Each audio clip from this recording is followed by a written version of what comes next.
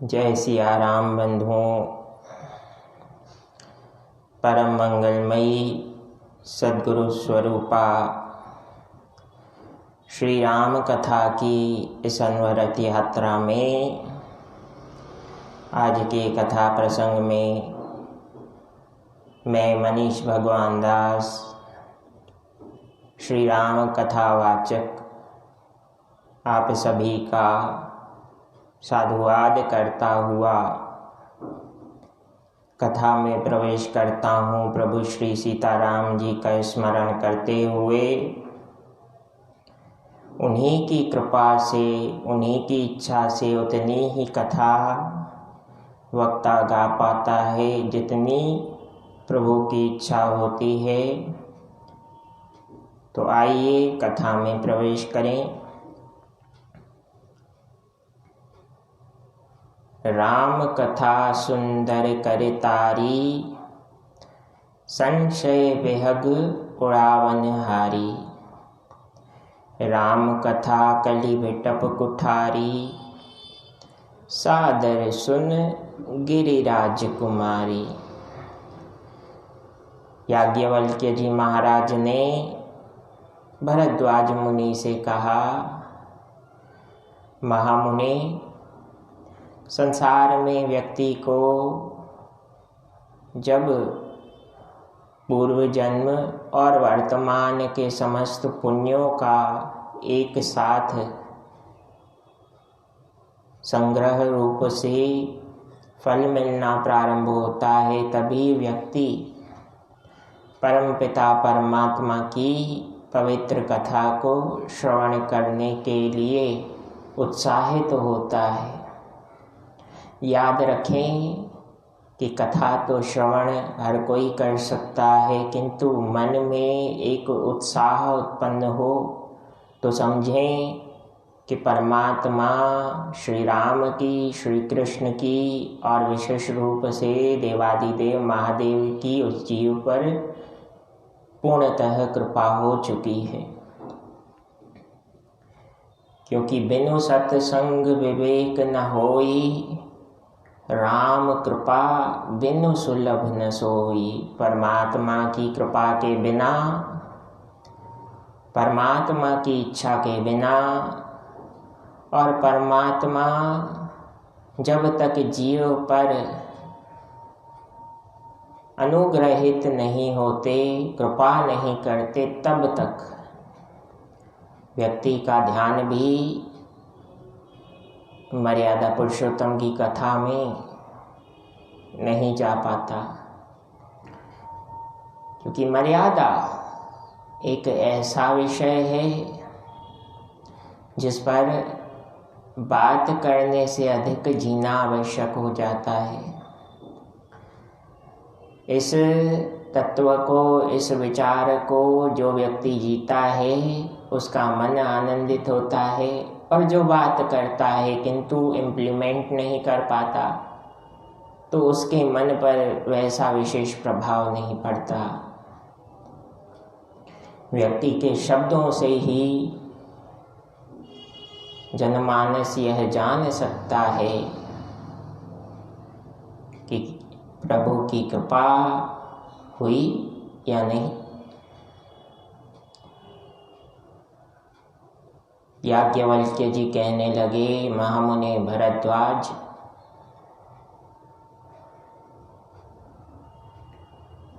श्री राम कथा हमारे हाथों की पवित्र तालियों के समान है। जिस प्रकार से हम ताली बजाते हैं संकीर्तन के दौरान, तो हमारी थकावट, हमारा आलस्य और हमारे मन में पैदा हुए संसारी विचार दूर हो जाते हैं, पक्षियों की भांति उड़ जाते हैं। इसीलिए यहाँ पर पक्षी की तुलना में संसारी विचारों को रखा गया। किस प्रकार से श्री राम कथा जीव के जीवन में एकाग्रता का भाव जागृत करती है, इस पंक्ति से हम समझ सकते हैं कि जब परमात्मा की कृपा जीव पर हो तो वह व्यक्ति एकाग्र चित्त हो जाता है। मन एकाग्र हुआ तो जान जाइए श्री राम की कृपा हो रही है। और वह अनुकंपा अनुभव की जा सकती है। वह अनुकंपा संसार देखता भी है, किंतु वह व्यक्ति स्वयं नहीं देख पाता उस अनुकंपा को। संसारी सुखों को पैसों में तोला जा सकता है, संसारी सुखों को यश वैभव कीर्ति के आधार पर तुलनात्मक रूप से देख सकते हैं, तोल सकते हैं, किंतु भगवान की कृपा को तोड़ने वाला कोई मशीन या कोई ऐसा मीटर न बना है और ना ही कभी बन पाएगा। वह आपके व्यक्तिगत अनुभव से ही अनुभव हो सकता है। जब तक व्यक्ति स्वयं के जीवन की डोर भगवान के हाथों में नहीं सौंपता, तब तक ही व्यक्ति के मन में मैं का भाव रहता है। और ये मैं दक्ष प्रजापति के अभिमान के साथ साथ उनके यश वैभव कीर्ति को भी ग्रस गई।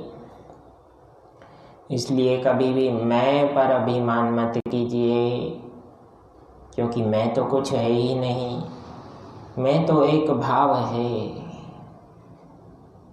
मैं कुछ करता हूँ, यह स्वाभिमान का भाव भी हो सकता है, किंतु मैं ही कुछ करता हूँ और कोई नहीं कर सकता, ये अहम भाव दक्ष प्रजापति के समकक्ष उस जीव को लाकर खड़ा कर देता है, यानी नाश सुनिश्चित हो जाता है। भगवान मर्यादा पुरुषोत्तम प्रभु श्री राम की पवित्र कथा हम जीवधारियों को एकाग्र चित्त जीवन जीने और अपने जीवन को सद्मार्ग के रास्ते पर आगे बढ़ाते हुए लक्ष्य प्राप्ति करने के लिए प्रोत्साहित करती है, मार्गदर्शन करती है। याद रखें, कर्म करना पड़ेगा। बिना कर्म के एक चिड़िया भी बने बनाए घोंसले की उम्मीद नहीं लगा सकती। चिड़िया को भी अपने घोंसले का निर्माण खुद करना पड़ता है। व्यक्ति को भूख लगती है तो भोजन बनाने के लिए पहले धन अर्जन करना, फिर भोजन के लिए सामग्री खरीदना, फिर भोजन बनाना और तत्पश्चात परमात्मा को भोग प्रदान करके प्रत्यक्ष या मानसिक भोग प्रदान करने के पश्चात फिर व्यक्ति ग्रहण करता है। तो यह एक लंबी प्रोसेस है। साधारण रूप से हम देखें, खाना खाना तो सहज दिखाई देता है कि हमने एक निवाला लिया, मुख में रखा, चबा कर खा रहे हैं और उसे हजम कर लिया। ऐसा नहीं रहता। It's a long run process. जब खाना खाना, भोजन करना, पानी पीना, ये हमें स्वयं खुद इनिशिएटिव लेना पड़ता है। तो जीवन के कर्म मार्ग पर सफल होने के लिए क्या बैठे बैठे ही सफलता मिल जाएगी? नहीं मिल सकती। We will have to work harder. We will have to enhance our capabilities minute by minute. हर क्षण अपने आप में सुधार करने का सद्भाव रखिए, तभी भगवान की पवित्र लीलाओं को हम जी पाएंगे। कथा को केवल सुनिए मत, कथा को जीवन में जीने के लिए उसे इम्प्लीमेंट करने का प्रयास कीजिए। जो प्रसंग जीने योग्य हैं, प्रभु श्री राम का जीवन ही अतुलनीय है और कई सद्गुणों को व्यक्ति को सिखाता भी है। आवश्यकता है समय देकर अपने जीवन को उस योग्य बना पाए। प्रारंभ में भी मैंने कहा, श्री राघवेंद्र सरकार की प्रेरणा से कि कोशिश तो हमें करनी होगी।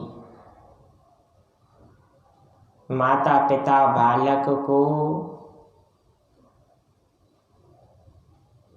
चलाने की कितनी भी कोशिश क्यों ना कर लें, जब तक वह बालक खुद उठकर खड़ा नहीं होगा और चलने का प्रयास नहीं करेगा और गिरने के पश्चात पुनः उठने का प्रयास नहीं करेगा, तब तक कुछ नहीं हो सकता। भगवान इसी प्रकार से हमारी सहायता तो करते हैं, लेकिन यह सब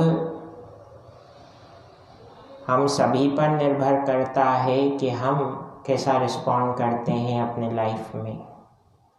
Never give up in your life, because if you surrender before any circumstances, किसी भी परिस्थिति के आगे अगर आप घुटने टेक देते हैं, then people will definitely laugh at us. संसार हंसने के लिए है। एक प्रभु श्री राम हमारी सहायता करने के लिए सदैव तत्पर हैं, तो उन्हें क्यों ना मनाया जाए, उनके जीवन से क्यों ना सद्गुणों को जीने का प्रयास किया जाए। विचार कीजिएगा, जीवन में सद्गुणों को जीने का प्रयास कीजिएगा, और संग अगर अच्छा ना मिले तो कुसंग में फंसने की गलती मत कीजिएगा। जय सिया राम, जय जय हनुमान। प्रसन्न रहें, आनंदित रहें। जंगल में मंगल बनाया, सतगुर प्यारे ने।